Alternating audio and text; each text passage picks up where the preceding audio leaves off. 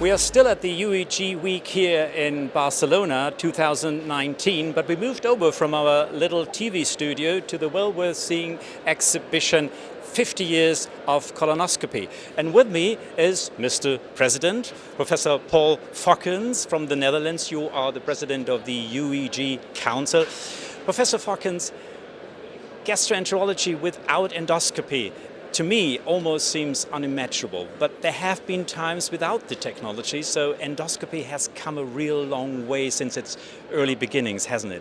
Yeah, absolutely. I think it was even before I was born that there was no endoscopy. It's around when I was born that endoscopy started, and it's very difficult to imagine it nowadays.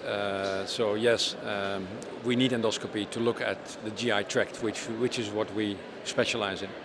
What in your mind have been the most interesting and significant milestones in the development of endoscopy, let's say in the last decades or 2 decades?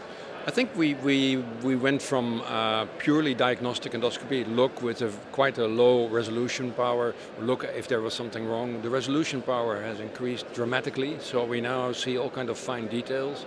And probably the biggest step is going from diagnostic to therapeutic endoscopy. So patients would always go to surgery if we found something 30 years ago, or mostly go to surgery. And now many of these operations have been replaced by endoscopic therapeutic interventions. So probably one of the biggest.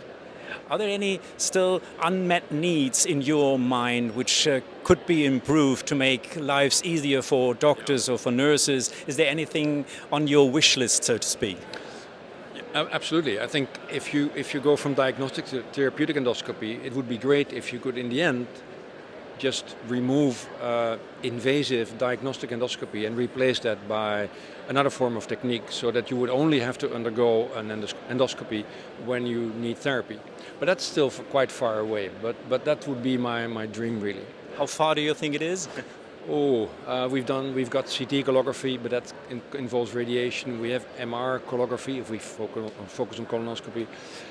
They are all not as good as diagnostic colonoscopy is, but at least 10 years. So we wait and see what happens. Yeah. Professor Fockens, thank you very much for being with us.